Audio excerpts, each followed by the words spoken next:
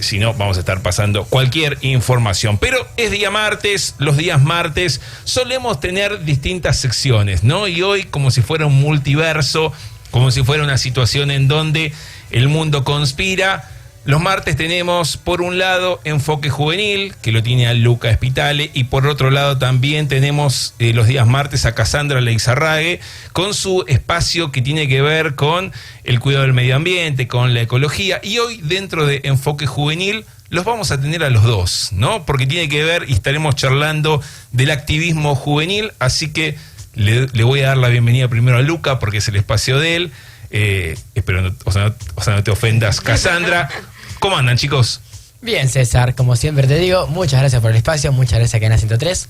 Nos pusimos de acuerdo una vez por todas con Cassandra, así que pudimos coordinar un martes. Bien, bueno, obviamente son bienvenidos. Quiero decirles antes que nada que estuvieron muy buenas las columnas de los dos. A mí siempre me interesó que ese espacio juvenil tenga su lugar, no solamente con una mirada que tenga que ver con el cuidado del medio ambiente, sino también una mirada que tenga que ver con lo juvenil, con las juventudes, opinando también sobre política en muchos casos, pero que referentes nuestros locales tengan voz dentro de los medios, y es interesante que ustedes hayan podido mantenerse a lo largo de todo el año. Capaz yo decía, bueno, capaz en algún momento se pudren, ¿no? De estar en radio. Y no, la verdad que lo mantuvieron muy bien. Estamos llegando casi al final de este 2023, así que se los quería agradecer ya que están los dos. Estuvo buenísimo. Y hoy están los dos acá, porque van a hablar de activismo. Activismo juvenil. Además, muy importante que cerramos Enfoque Juvenil, último programa de Enfoque Juvenil, con un adolescente que tiene mucha influencia en lo que es la juventud. Así que muchas gracias, Cassandra, por venir. Gracias a vos, Luca. Y César, cómo no agradecerte constantemente por el espacio, por esta iniciativa que tuviste, que fue súper significativa para la vida de ambos. Creo que impuso una rutina hermosa, que es esto de preparar para la radio, de ir a la radio y comunicar a la gente, comunicar al sector popular y acercar nuestras temáticas que por ahí tienen mucho peso y no se suele escuchar. Así que el espacio es súper valorable. Y gracias, Luca, también por la invitación, que está buenísimo tener esta última columna los dos juntos. Bueno, genial. Bueno, arranquemos con la columna del día de hoy, que tiene que ver con esto que ya lo venimos mencionando, ¿no? Este activismo juvenil. ¿Quieren encararlo? ¿Quieren contarnos un poco también de qué se trata, ¿no? este activismo antes de empezar a meternos un poco en el tema? Bueno, le hago la pregunta a Cassandra. ¿Qué es el activismo juvenil o cómo lo generalizarías?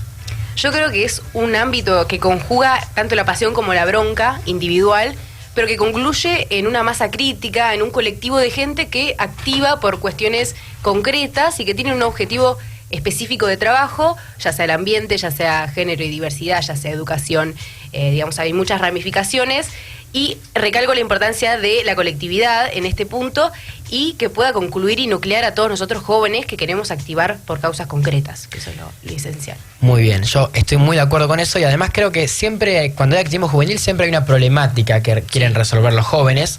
Y también, bueno, recalcar que los jóvenes siempre se interesan, o no siempre, pero en la gran mayor parte de las veces se interesan por lograr un cambio. ¿Cómo vos propondrías un cambio, o cuáles son las problemáticas que vos ves tras tu activismo? ¿Cuáles son las que más te preocupan? Sí, principalmente es primero la autopercepción de nosotros mismos como jóvenes agentes de cambio, que no es un mote menor y que es algo que conlleva un montón de cuestiones, la empatía, o sea, por ejemplo, mi causa, que es la socioambiental, como estoy en una situación privilegiada, vivo en una ciudad que no suele tener fenómenos climáticos, no suele tener distintas problemáticas por ahí que me afectan a mi integridad, tengo que desarrollar esa empatía, que es parte de la ética y de nuestra eticidad, de nuestra moral, con las personas, con las comunidades que sí se ven afectadas por las problemáticas ambientales en este caso, o por problemáticas sociales, por la pobreza, etcétera. Entonces, siempre tener un abordaje íntegro con todas las problemáticas y entender que nosotros como jóvenes no estamos aislados. Digamos, nuestro activismo, por más de que sea por causas diversas, nunca está aislado, y es una cadena federal. Digamos, todos los pibes del país trabajan por cuestiones diversas, y está bueno concluir y conectar con ellos también.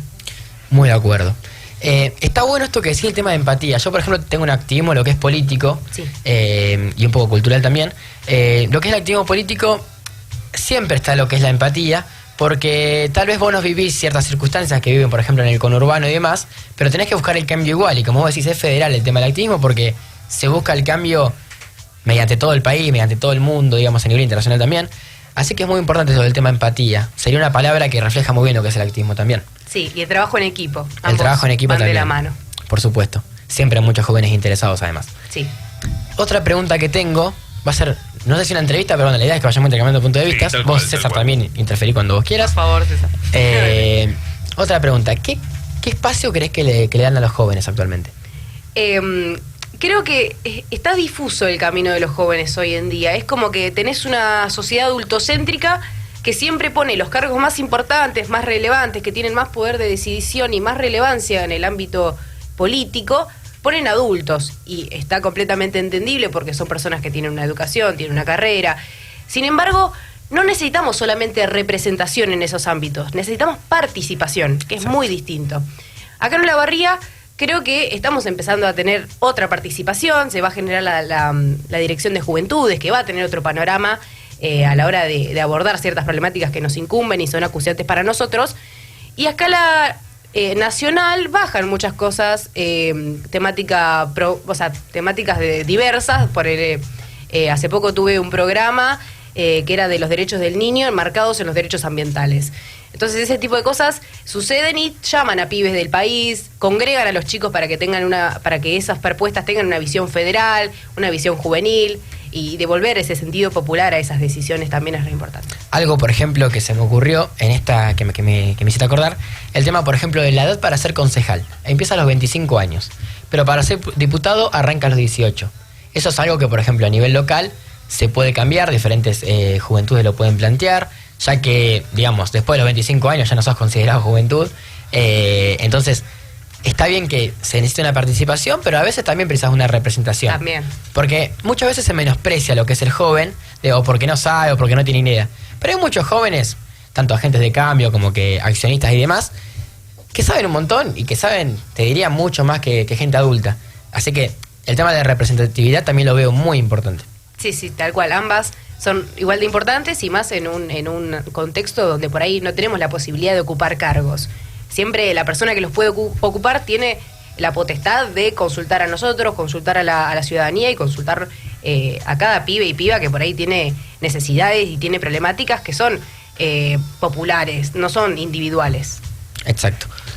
Ahí quiero meterme yo un poquito, Sí. porque en un momento Cassandra mencionó este concepto de adultocéntrico, ¿no? Que es fuerte, es importante, pero tiene que ver con las sensaciones que también tienen los jóvenes, que tienen los adolescentes, o sea, de lo que está pasando a su alrededor. Y quiero preguntarle a los dos, cuando ustedes están con adultos y que a veces sienten algún menosprecio por alguna opinión que ustedes dan o por algún accionar que ustedes quieren proponer y que capaz desde la mirada adulta dicen, bueno, pero ustedes son chicos, todavía no entienden, o a ustedes les falta mucho camino por recorrer, o bla, bla, bla. Quiero saber qué les pasa a ustedes cuando escuchan eso. Ustedes que son dos chicos que están metidos dentro del barro hace un tiempo, ¿y qué creen que les pasa a alguien que se quiere meter, algún adolescente que se quiere meter y empieza a recibir eso, ¿no? Alguien que no está tan acostumbrado. ¿Qué les pasa a ustedes y qué creen ustedes que les pasa a los que no están tan acostumbrados a recibir esa situación? Bueno, a mí, por ejemplo, en lo que es la parte política me viene pasando un montón. Cuando me meto en discusiones y demás te dicen, ¿qué vas a saber vos si no viviste la historia? O no, si no tenés ni idea. Pero vos podés estudiar la historia, no es necesario que no la hayas vivido para saberla.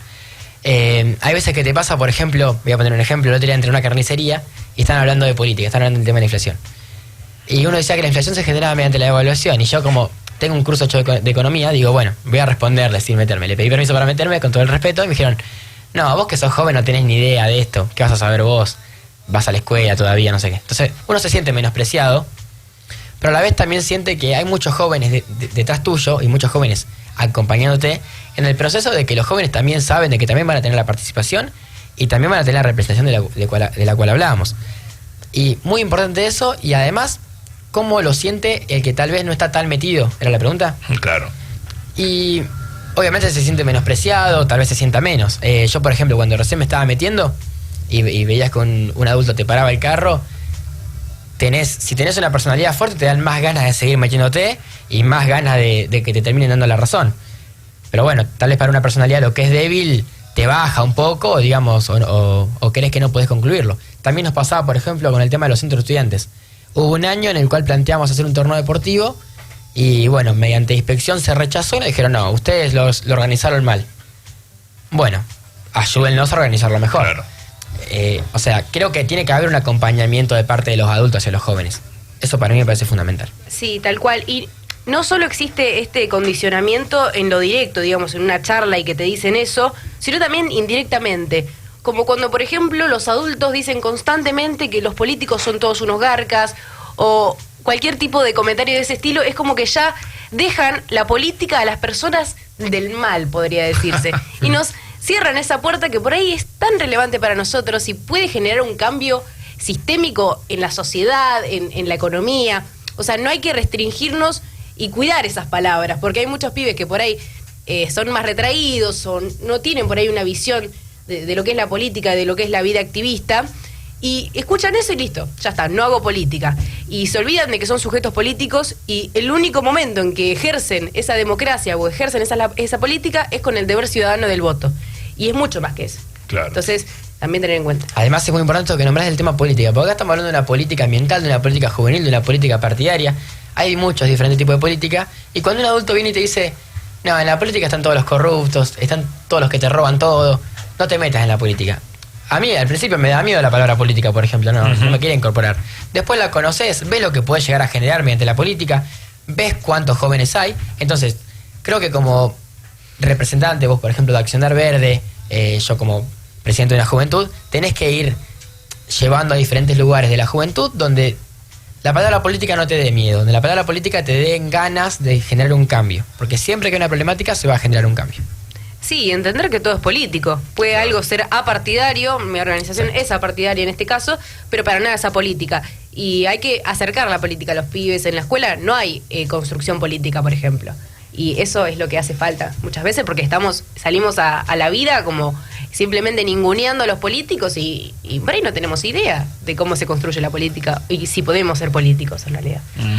Perfecto. Exactamente. Algo que se me ocurre, por ejemplo, vos cuando decís el Centro de Estudiantes es una organización política, ya le agarra el miedo a lo que es el Centro de Estudiantes. Pero en la escuela secundaria, por ejemplo, tenés un Centro de Estudiantes que es una organización política, pero que es apartidaria. Por ejemplo, tu agrupación. Y cuando le decís apartidaria, capaz que le toman menos miedo. Pero la política es como dice Cassandra, te rodea siempre, sos sujeto político, o sea, estás siempre involucrado en lo que es la política. Puede ser partidaria, no partidaria, puede ser ambiental, puede ser no ambiental, tiene muchísimas ramas, pero bueno, siempre está presente. Tal cual. Bien, bien. Estaba bueno conocerlo. Sigan, obviamente, con el espacio. Era simplemente tipo meterme para esa pregunta y salir. Muy buena pregunta, igual, muy buena pregunta. Bueno, sacando un poco, digamos, lo de accionista, y a la vez metiéndonos también, ¿cómo definirías el ambiente actual? ¿Qué opinas del temporal que pasó por La Barría? Ya que estamos, bueno, pasó una semana recién. Sí. Bueno, es una cuestión bastante complicada que a veces, decimos, fue un temporal y eso lo reduce a una franja temporal muy corta, digamos. Fue algo un suceso, un fenómeno aislado. Pero hay que enmarcarlo en la crisis climática global que estamos viviendo, que es una crisis climática que no solo aborda la temática ambiental o no solo nos preocupan los animalitos, sino que es algo que afecta socialmente, afecta políticamente, afecta económicamente. Por ejemplo, las olas de calor agravan las sequías, esas sequías bajan el PBI. O sea, son cuestiones que suceden y hay que empezar a verlo de forma transversal y transversal a todos los sectores también, porque por eso solo se trata desde el sector estatal, siendo que tenés un sector popular que te está demandando constantemente cuestiones que no tenés en cuenta. Entonces ahí regular el sector industrial y que se empiece a promulgar la conciencia ciudadana a través de un proceso sostenible, o tener un desarrollo sostenible, soberano, que responda a las necesidades de la tierra también. Entonces, hoy en día planteamos no solo un ambientalismo, sino un socioambientalismo popular, si se quiere, que pueda contemplar todas estas ramificaciones y congregarlas, no solo verlas desde afuera como seres ajenos a lo que es el ambiente, sino adentrarnos, entender a la tierra, entender sus modismos y imitar a la naturaleza en la economía, por ejemplo. Pasar a un desarrollo sostenible, que a su vez, el reciclaje, que es esto de devolverle otra utilidad a los productos que consumimos, regular el consumismo. O sea, hay varias cuestiones que están implicadas y hay que empezar a tener esa visión holística y cosmopolita también de la cuestión. Muy interesante esto que planteás, y en todo estoy de acuerdo, te escuché con mucha atención y en todo estoy de acuerdo. Ahora, te hago una pregunta más de lo económico, digamos. ¿Vos crees que el Estado, digamos, con un presupuesto anual o mensual, puede llegar a cambiar algo con respecto al ambiente. Los accionistas tienen ese alcance para cambiar las cosas, también para dejarlo en claro. Sí. Sí, esa es una disyuntiva que genera mucho revuelo en el ambientalismo y en las organizaciones ambientales. Digamos, hay muchas perspectivas que son dispares o que son distintas, y eso es súper valorable también porque es un espacio súper ligado al pluralismo y a la heterogeneidad. Y planteamos esto, de que por ahí no podemos hacer directamente pasar a las energías renovables y a las energías limpias, sino que tenemos que seguir promulgando un sistema contaminante y destructivo que vulnera los derechos de los pueblos originarios, de los sectores más vulnerables, de nosotros como jóvenes, que vamos a ser los que vamos a vivir más la problemática ambiental. Tenemos que seguir promulgando eso. ¿Por qué? Porque no tenemos recursos, no tenemos tecnicaturas y no tenemos articulaciones con otros países. Exacto. Entonces, ¿qué se intenta hacer ahora? Que las potencias que son las más contaminantes, el norte global, Europa, el occidente, o sea, Estados Unidos, países Dubái, bueno, distintos lugares, que ellos hagan el pasaje energético, en este caso, de combustibles fósiles a energías limpias, para reducir las emisiones de gases de efecto invernadero, y después que nos brinden financiamiento climático para que nosotros podamos hacer esa transición. Ellos ya tienen solventados un montón de problemas. O sea, la sociedad es íntegra, la economía es estable. Nosotros no tenemos esos privilegios, ¿no? Entonces tenemos que, primero primer mundo y después tercer mundo, hacer el pasaje. Pero nosotros, desde el Estado, desde acá de Argentina, podemos promulgar la concientización, podemos tener medidas de adaptación, que eso es lo más importante. Ya tenemos barrios que sufren muchísimo las olas de calor, los techos de chapa, los sectores periféricos son los que más la sufren, y tenemos que tener medidas de adaptación a las consecuencias del cambio climático. Además, algo que yo, por ejemplo, planteé en Consejo Consultivo era el tema de una materia que englobe también lo que es ambiente. Porque si algo que tenemos que estar de acuerdo es que tiene que haber educación ambiental. Con respecto a la educación ambiental, ¿a qué me refiero? En que a vos en la escuela secundaria y en la primaria ya te vayan enseñando, digamos, y motivando cómo cuidar el ambiente, Sí. que es muy importante. Entonces, tal vez vos decís, no, tirar un papelito no va a cambiar nada, o tiro esta botella, total, el mundo ya está contaminado. Pero vos tenés que hablar de lo que son las generaciones de atrás también, las que vienen. El ejemplo. El ejemplo, tenés que dar el ejemplo siempre. Y cuando hablamos de las generaciones que vienen, hablamos de miles y miles de años que pueden llegar a venir, los cuales vos tenés que empezar a desarrollar desde ya. No porque a vos te tocó un mundo contaminado, lo vas a seguir contaminando. No, tal cual. Sí. Eso vamos a estar de acuerdo. Y con el respecto, por ejemplo, de la educación ambiental, qué importante es el tema de talleres ambientales o una materia que tenga que ver con el ambiente, ya que estás despreciando o, digamos, descuidando tu hogar. Porque literalmente el mundo es tu hogar. Así que bueno, muy importante también eso. Sí, esto de la casa común que lo planteaba el Papa Francisco, en una encíclica que él propone, que es muy interesante, que se llama Laudato Si, él plantea justamente esto. ¿Viste cómo se tiene que meter una entidad religiosa súper importante como para que empecemos a desarrollar esa conciencia? Porque bueno, la contaminación, esto de tirar los papelitos a la calle, es algo que está intrínseco a la idiosincrasia local, a la idiosincrasia mundial, te diría, y es difícil de cambiar. Pero en el hipotético caso, ponele, tenemos un Estado en lo que todos los ministros son ambientalistas, que el presidente es ambientalista, que la vicepresidenta es ambientalista. Si la sociedad no quiere cambiar sus hábitos, no lo va a cambiar por más de que tengas una política pública que baje esas medidas. Además, tampoco puedes esperar que las grandes potencias actúen. Tampoco, pero hay que seguir exigiéndoles porque... Exactamente, pero uno como activista tiene que seguir metiéndole. Por más que vos veas, bueno, no cambia nada, el Estado no se hace cargo, no hay un presupuesto, la economía no está estable, no podemos cambiar de combustibles fósiles a energías renovables y demás. Uno tiene que seguir metiéndole como activista, Más vale, sí. que también generas un cambio, ya sea a nivel local, a nivel provincial, en tu pequeño sector, en tu pequeño barrio, siempre se genera un cambio. Y eso es algo que la gente, volviendo a lo de antes, los adultos te dicen, si el mundo ya está contaminado, ¿qué va a hacer una agrupación ecológica a la cual se dedica a juntar basura o a generar conciencia sobre el ambiente? No va a cambiar nada. O sea, es algo que te lo dicen. Acá te hago una repregunta, digamos, una pregunta. ¿Te pasa que ven tu organización ecológica, digamos, como algo que no puede llegar a cambiar mucho y demás? Últimamente me estoy llevando con bastantes personas del ámbito activista, ambiental, socioambiental, y es mucho de la comunicación su activismo. Esto de comunicar para exigir, para demandar, para concientizar, y no tanto del hacer, del accionar concreto. Y tiene mucho sentido, o sea, si uno quiere cambios verdaderos tiene que seguir exigiendo a los de arriba. Sin embargo, el trabajo territorial ayuda a las comunidades, promulga también la concientización. Al que te ve limpiando basura no se queda con los brazos cruzados, muchas veces quiere venir a ayudar.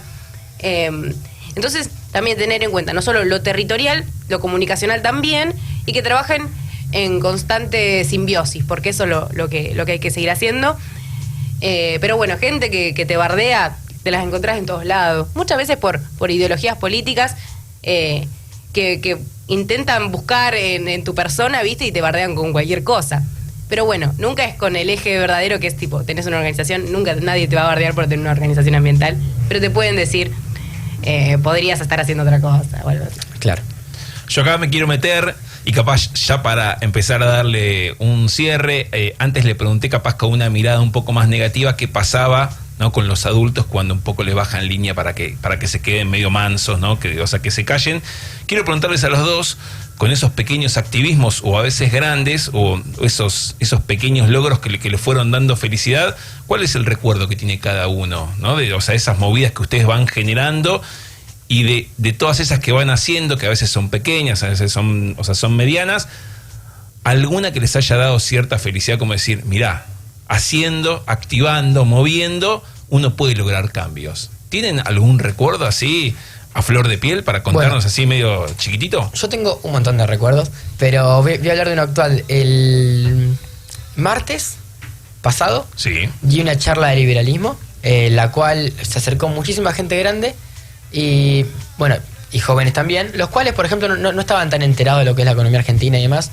Y para mí, que haya tanta gente grande y te pregunte qué es la emisión monetaria, o en qué se fue el presupuesto de Argentina, o por qué Argentina tiene un déficit, para mí es muy importante, o sea, porque ahí te estás dando cuenta que una persona de 60 años está aprendiendo de un adolescente de 16 años y lo escucha atentamente. Y al terminar la charla, por ejemplo, viene y te felicita y te dice, aprendí un montón, ahora sé en qué se gasta, en qué no se gasta. Con algo simple como mostrar lo que conoces vos, o sea, mostrar lo que sabes. Claro. Como ellos tienen una vida transcurrida, lo cual deben de saber un montón de cosas. Pero ese, por ejemplo, es un recuerdo que me va a quedar siempre porque es algo que vos decís, me escucharon y aprendieron. Y además me felicitaron. Muy bien. ¿Y vos, Cassandra? Sí, con el tema de las charlas me pasa eso. No recuerdo los comentarios porque en la euforia y en el éxtasis de terminar de una charla uno como está medio embobado. Pero sí el sentimiento, ¿no?, de gratitud. Y también cuando ponele algo puntual que me pasó en la última jornada que hicimos de limpieza de un basural, habíamos terminado de llevar todas las bolsas a su lugar determinado, que es esto de basuras del barrio allá en Villa Aurora, y volver y ver todos los chicos cansados, ¿viste?, pero gratificados y con una sonrisa en la cara. Y eso me quedó para todo el viaje, y dije la importancia, ¿no?, de congregarse, y la importancia de transmitir los saberes para que el otro también accione con vos, porque eso es mágico. Ese día yo estuve, lo que me hizo laburar fue terrible. Sí, bueno. Pero estabas con una sonrisa en la cara cuando terminaron. Exacto. Además, algo interesante de ese día es que pasó una señora en auto, la cual nos grabó, después se acercó y hizo una publicación en Instagram, agradeciéndonos. Mira qué bueno. También eso te llena y sabes que estás haciendo algo por un cambio. Tal cual. Bien, bueno, si quieren hacer algún cierre, si cada uno quiere hacer algún cierre de lo que hayan estado hablando, o si vos, Luca, querés hacer el cierre del momento. ¿Vos, Cassandra? Vos cierra el momento, yo cierro la columna. Dale, bueno, muy contenta de estar acá y de que por fin la barría mueva a la juventud. Digamos, nunca hubo mucha incidencia de esa índole, y me pone muy contenta que podamos tener estos espacios y que cada vez seamos más. Ya sea del ámbito que sea y de las causas que sean, es súper valioso y que ojalá que se replique en todos los municipios de todo el país. Bien. Bueno, muchísimas gracias por venir primero y principal. Gracias a vos. Después, para hacer un cierre, más que nada lo que fue la columna de este año, vimos mucha participación política, también miradas políticas, ideologías, vino gente de otros partidos. Muy importante el espacio que nos diste, César, la verdad, muy agradecido con eso. Y sigamos con esto, sigamos con el escuchar a los jóvenes, sigamos con la participación juvenil, sigamos con la representación juvenil también. Hay que seguir metiéndole. Uno como joven sos el futuro, pero también sos el presente, y el presente es el que estás viviendo y el que tenés que, si tenés a tu alcance generar un cambio, lo tenés que hacer, por más que te cueste. Me quedo con una frase: mientras más dura la batalla, más dulce la victoria. Así que muy importante también, bueno, el espacio que nos diste, repito nuevamente. Sigamos con esto el año que viene, hay que seguir con la participación, seguramente más en conjunto con Cassandra. Pero bueno, hay que saber que la juventud está más despierta, no sé si que nunca, porque nos vamos a seguir despertando, pero está despierta, está participando y está logrando un montón de cosas que tal vez no son miradas cautelosamente, digamos, pero estamos generando un montón de cosas. Excelente. Gracias, Cassandra. Gracias, César. Gracias, Luca. Así pasó Enfoque Juvenil de este día martes. Hoy hablando de el activismo juvenil. Es súper importante, ¿no? que las nuevas generaciones activen y que también intenten despertar a capaz generaciones que están un poco más dormidas. Y por suerte en este programa tuvimos a estos dos referentes que son súper importantes. Gracias a los dos por haber venido. 19:45. Así pasaba Enfoque Juvenil. Nosotros